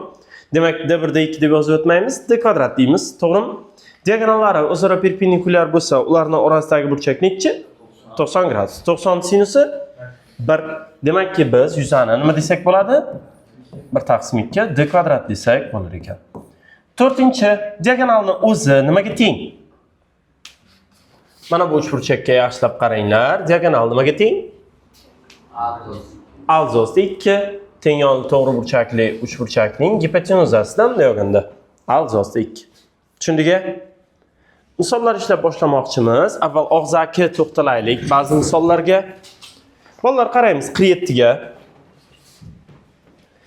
ACD uchburchak haqida gaplashaylik. ACD uchburchakda C burchak necha gradus? 45 gradus. Demak, alfa necha? Sog'inglar. Ha, tashqi burchak 60, ichki bitta burchak 45 bo'lsa, ikkinchisi 15 bo'ladi. Xo'p, 48 da alfani ozroq o'ylab ko'rib, og'zaki javob berib aytinglar, nima ekan alfa? 55. 49 da diagonal 10^2 bo'lsa, tomon necha? 10. Perimetr? To'g'ri, 40. Tushundiga? Xo'p, 52 gacha bo'lganlarni ham mustaqil ishlay olasizlar. Men 53 ni ishlab ko'rsatmoqchiman. Hamma 53 ga e'tibor bersin. Nima bo'lyapti ekan? Mana bunday kvadrat chizilyapti. Keyin nima bo'lgan? Xo'p, mana bu ko'rinishdagi kesma o'tkazilibdi. Xo'p. Mana bu kesma 4, bunisi 8, bunisi 3. Biz mana shu kesmani topishimiz kerak ekan. Tushunarli? Misol qiyin emas, bitta chiziq o'tkazsak misol ishlanadi. Tayyormiz? Bolalar, bir savol berayin. Kvadratning tomoni necha? 11. Demak, mana bu necha? 11. Buchi 7. Misolni mana bunday ishlaymiz. Mana bu chiziqni o'tkazsak. Bu necha? 3. Buchi 4. Chiziqni o'zi necha? 11. Shu yerda Pifagor teoremasidan foydalansak bo'ldi. Misol ishlandi. Tushunaymi? X kvadrat teng 4 ning kvadrati plus 11 ning kvadrati. Bundan x ni topsak, iltizosida 121 plus 16 137 mi? Ekan. Bo'l, shu yozib olaveringizlar. Xo'p, keyingi misolimiz 56, 57 lar bo'lsin. Qaraymiz.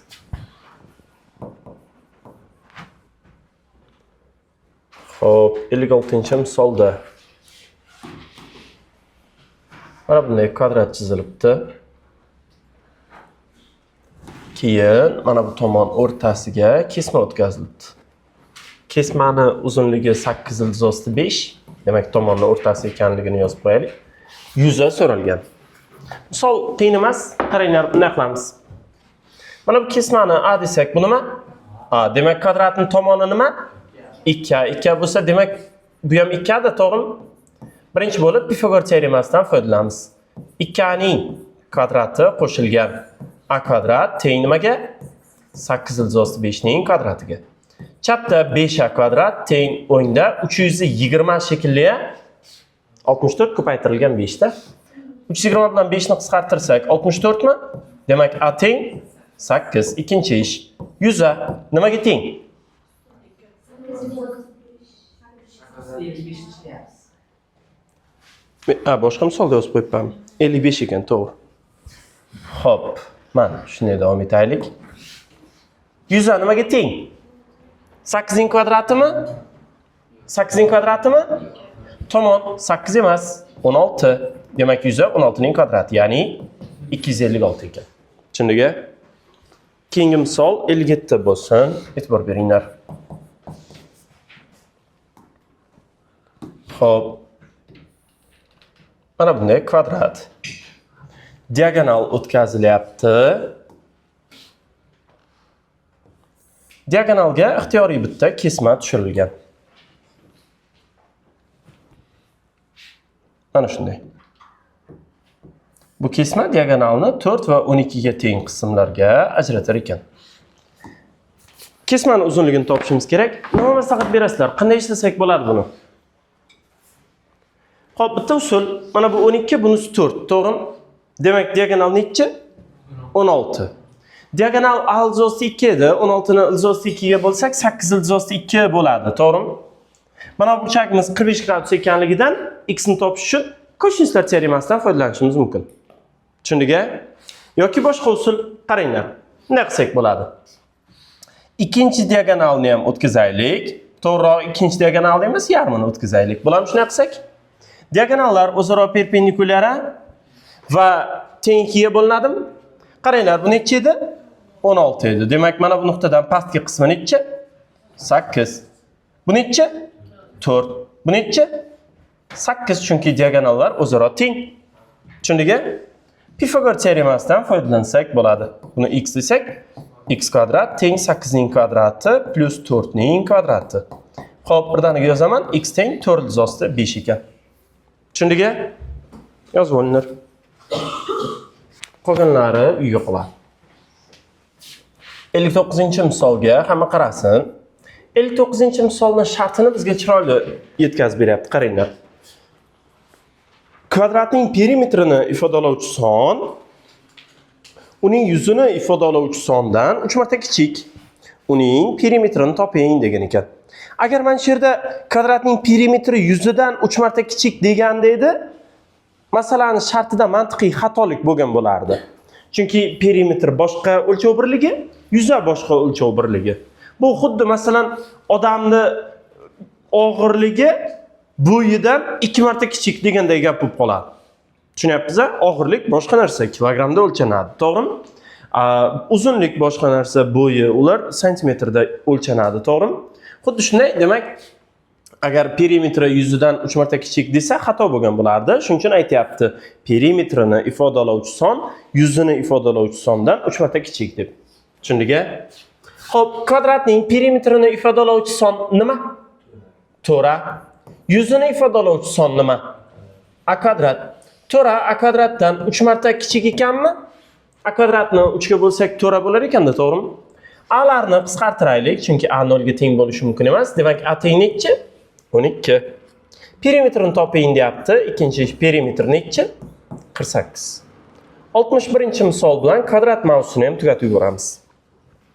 To'g'ri to'rtburchakning eni 10% ga kamaytirilib, bo'yi 20% ga uzaytirilsa, uning yuzi necha foizga ortadi? Bunday olganda to'g'ri to'rtburchak haqida gap ketyapti, to'g'rimi?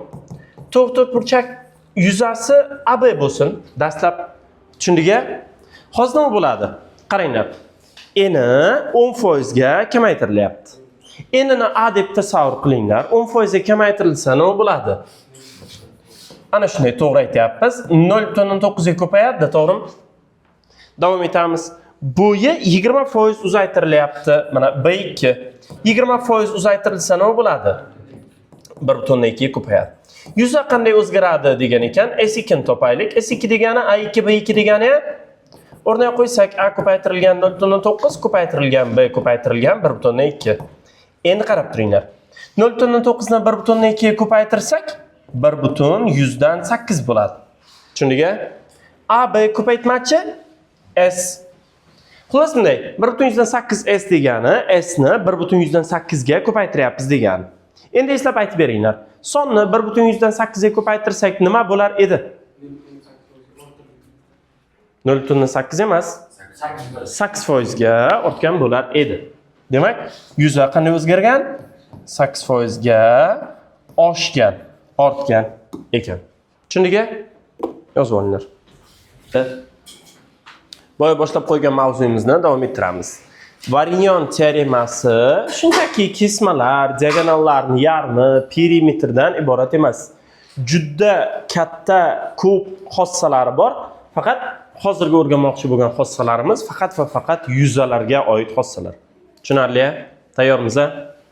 Xo'p, doskani to'liq bo'shatayin Varignon teoremasi uchun.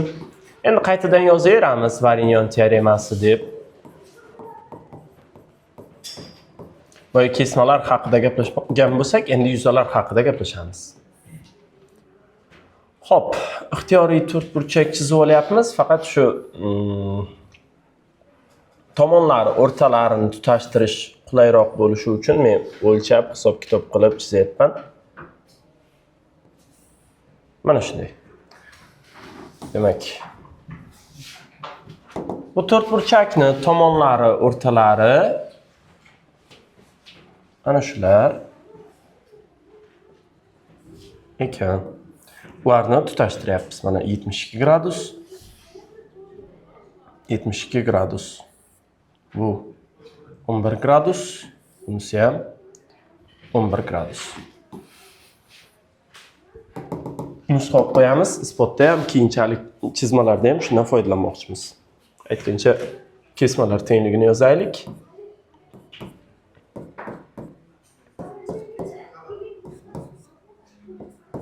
Mana shundaymi? Xo'p, yana demak misol qo'yamiz. Boshlaymiz. Bolalar, e'tibor beringlar. Buni A, B, C, D deylik o'zimiz uchun. Keyin buni yuzi S1, buni yuzi S2, buni yuzi S3 va buni yuzi S4 bo'lsin. O'rtadagi parallelogram yuzini S5 deylik, mayli. Boshlaymiz. Qaranglar, juda ko'p xossa bor bu yerda. Boshlaymiz deyotganimiz sababim shu. Xossani birinchisi S1 bilan S3 ning yig'indisi S2 bilan S4 ning yig'indisiga teng. Tushundingmi? Mana chekkadagi uchburchaklarning yuzalari yig'indilari o'zaro teng. Davom etamiz. Ikkinchisi mana bunday.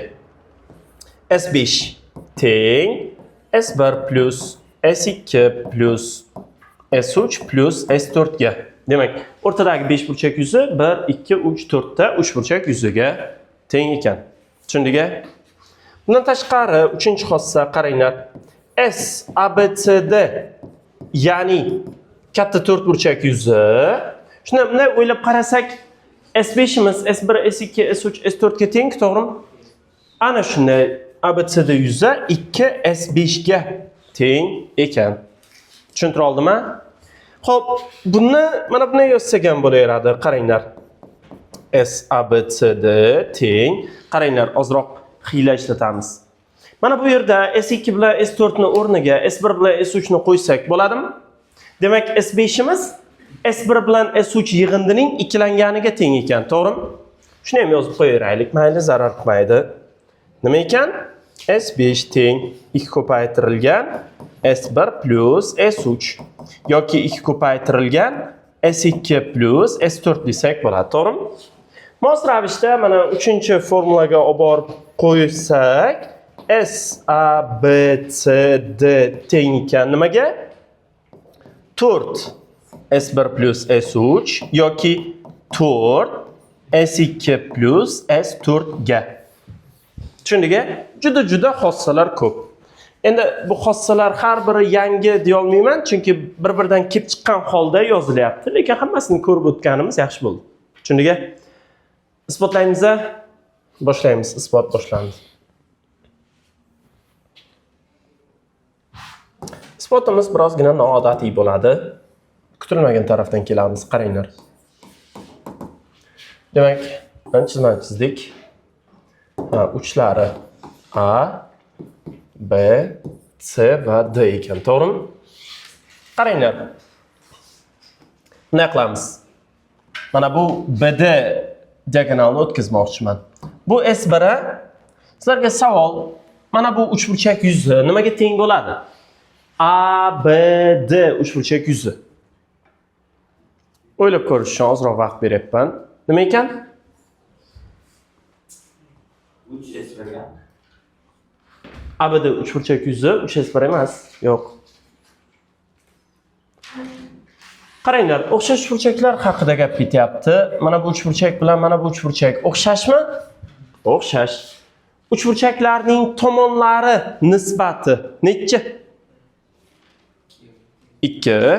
Chunki katta uchburchakning har bir tomoni kichkina uchburchakning har bir tomonidan 2 marta katta-da. Tushundingmi? Xo'sh, uchburchakning tomonlari nisbati necha ekan? 2. Agar tomonlar nisbati 2 bo'lsa, yuzalar nisbati necha? 4. Chunki yuzalar nisbati tomonlar nisbatining kvadratiga tengmi? Xo'sh, buni S1 desak, buni yuzi nima ekan? 4S1 ekan. Xo'p, endi mana buni S3 deylik. Katta uchburchak B, C, D uchburchak yuzi nima bo'ladi? 4S3 bo'ladimi? Demak, qaranglar. S, A, B, C, D teng nimaga? 4S1 plus 4S3 ga. Bunday qilganda hozir mana buni isbotladik-da, to'g'rimi? Tushuntira oldimmi? Davom etamiz endi. Yana xuddi shu chizmani chizib olamiz. Xuddi shu chizmani o'zini chizyapmiz. Uchlari hali ham o'sha A, B, C va D. Xo'p, endi AC diagonalni chizsak. Buni yuzi S2 deyilganda, agar buni yuzi S2 bo'lsa, mana bu yuzi nima bo'ladi? Nima ekan? 4 S2. Xo'p, bu yuzi nimaga teng bo'ladi? Mana buni S4 desak, bu 4S4 mi? Demak, qaranglar, S, A, B, C, D teng 4 ko'paytirilgan S2 plus S4 bo'lyaptimi? Tushunarli? Hozir nima isbotladik? Mana buni isbotladik. Tushunarli? Endi asta-sekin davom ettirib boraveramiz. Bu birinchi ish edi. Mana bu ikkita tenglikni hosil qilish. Ikkalasini 2 xil yozib qo'yibsiz. Buni bunday yozaylik. 4 ko'paytirilgan S1 plus S3. Keyin og'zaki aytib ketaylik. Mana bu ABCD bilan bu ABCD yuzalar teng, to'g'rimi? Demak, o'ng qismlari ham teng bo'ladi, to'g'rimi? Bularni tenglashtirib 4larni qisqartirib yuborsak, nimani isbotlagan bo'lamiz? Birinchi xossa. Tushunarli? Shunda ikkinchi, uchinchi xossalar qolyapti. 4-xossani isbotlash shart emas, chunki 3 ni isbotlasak 4 bilan 5 o'zi isbotlangan bo'lib qolyapti. 5 ni isbotladik, 1 ni isbotladik, 2 bilan 3 ga e'tibor qaratmoqchimiz. Xo'p, 2 bilan 3 ni isbotlashda ham bittasini isbotlasak bo'ldi, ikkinchisi kelib chiqadi. Xo'p, bu birinchi ish edi, ikkinchi ish qaranglar endi. Xo'p. S1 plus S3 nimaga teng? S1 plus S3. S taqsim 4 desak bo'ladimi? Katta 4 burchak yuzini 4 dan 1 qismi. S2 plus S4 nima? Bu ham S taqsim 4 mi? Endi qaranglar, S nimaga teng? Katta yuzi. Mana bu yerda S nima? S1 plus S2 plus S3 plus S4 plus S5 mi? Tushundingmi? Endi qaranglar. 3-ish deylik, mayli, adashib ketmaslik uchun. S teng S1 bilan S3 ning yig'indisi nima? S taqsim 4 plus S2 bilan S4 ning yig'indisi-chi? S taqsim 4 plus S5 mi? Bundan S5 ni topsak nima ekan? S taqsim 2, ya'ni S teng nimaga? 2S5 ga. Tushunarli bo'ldi? Hozir biz mana buni isbotladikmi? Tushundingmi? Endi nima qilamiz? Qaranglar, sarg'ichkani olaylik. 4-ish. Mana bu S degani S1 plus S2 plus S3 plus S4 plus S5 degani-ku, to'g'rimi? Tushundingmi? Bu 2S5 ga tengmikan? 2S5 ga teng. S5 ni 10 ga ayirish qilib o'tkazsak, S1, S2, S3 va S4 ning yig'indisi nimaga teng ekan? S5 ga teng ekan. Tushunarli bo'ldi-ya? Xossalarni hammasini isbotladikmi? Shunda mana bu yuzalar haqida xohlaganimizcha ma'lumotga egamiz. Juda ko'p xossalarimiz bor. O'zimiz xohlagan paytimiz xohlagan xossamizdan foydalanib ishlab ketaveramiz. Tushundingmi? Yozib olinglar. Endi misollarning ko'piga og'zaki to'xtalsak ham bo'laveradi. Hamma tayyor? Qaranglar. 64 ta FGHI yuza 20 ekan. ABCD yuza nechi? 40. 65 ta ABCD yuza 60 ekan. FGHI yuza nechi? 30. 66 da FBJ uchburchak yuzi 10. HDI uchburchak yuzi 20. Tushunaymi? Xo'p, ABCD to'rtburchak yuzi nechi? 120. Qayerdan bildik? 10 plus 20 ni 4 ga ko'paytirishimiz kerak, to'g'rimi? Tushundingmi? Xo'p, 67 da FBJ 15, HDI 20, ABCDni topish haqida gaplashdik. 68 ga qaranglar. Mayli, shu ikkita misol ishlab ko'rsatayin. 68 bilan 70 bo'lsin. Xo'p.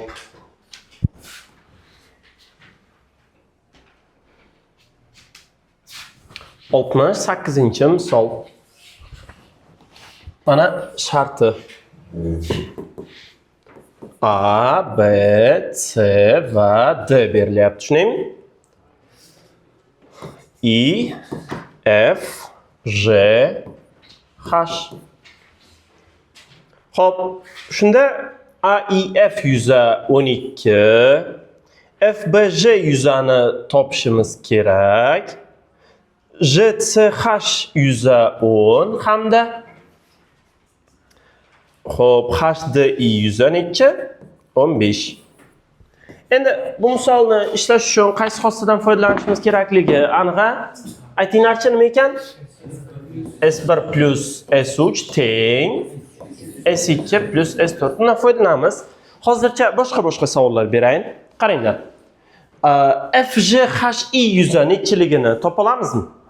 Ha, qanday qilib? 12 bilan 10 dan foydalanib. Tushundik-a? FJHI yuzi nimaga teng?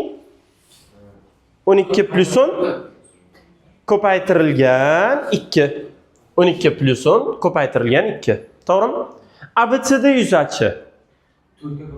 Ha, 12 plus 10 ko'paytirilgan 4. Endi xossadan foydalanib buni yozib qo'ysak bo'ldi. S1 plus S3 nechi? 15 teng S2. 10 plus S4 12. Bundan S1 ni topsak nechi? 7 mi? Shunday oson ekan-a? 70 Varignon teoremasidagi oxirgi misolimiz bo'la qolsin. Qaraymiz 70 ga.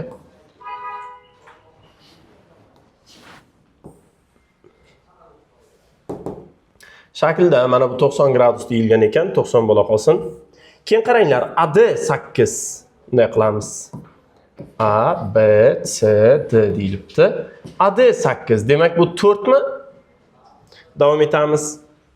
CD 15. Demak bu 7,5. Umuman olganda kelinglar shu 4 ni ham 7,5 ni ham o'chirib tashlayveraylik. Bo'ldi mana.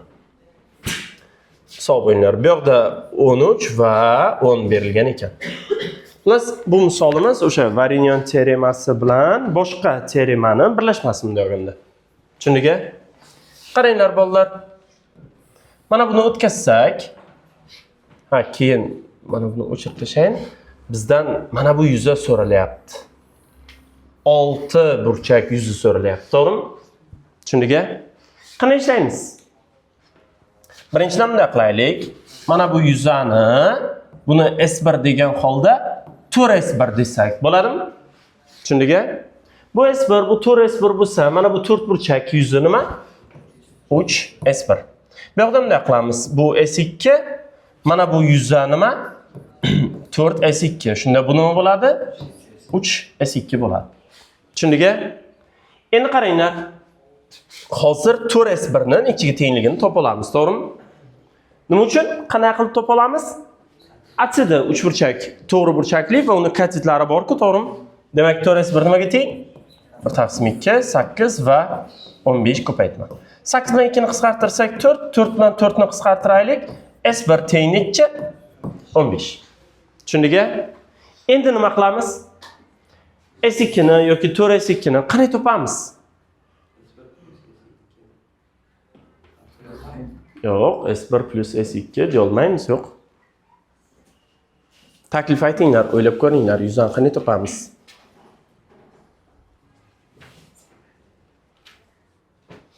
Buni muammosi nimada bo'lyapti? 13 berilgan, 10 berilgan, oradagi burchak berilmagan, to'g'rimi? Shart emas oradagi burchak. Boshqa usulni ko'rishimiz kerak. Qanday usulda ishlasak bo'ladi? Gerondan. Lekin geron uchun 3-tomon kerak-ku. Ana shunday. To'g'ri burchakli 3 burchak katitlari 8 bilan 15 bo'lsa, gipotenuza necha? 17. Endi gerondan foydalansak bo'ladi-da, to'g'rimi? Mana buni yozaylik. 4s2 teng ilzosda yarim perimetr necha? 13 plus 17 30, 10 ni qo'shsak 40, yarmi 20. 17 ni ayirsak 3, 13 ni ayirsak 7, 10 ni ayirsak 10 mi? Qaranglar, 20 ni 10 kare 2 deb yozib olsak, 10larni chiqarib olsak bo'ladi. Ilzosda 2, 3, 7 qolyaptimi? 2 kare 3 6, 7 ga ko'paytirsak 42. 10 ilzosda 42 ekan. 4S2 miz shunga teng bo'lsa, S2 nimaga teng? 5 ilzosda 42 taqsim 2 deya olamizmi? Tushundingmi? Endi qaranglar, ikkinchi ish. Bizdan so'ralgan yuza nimaga teng? To'g'ri aytyapmiz. Nima ekan? 3S1 plus 3S2 mi?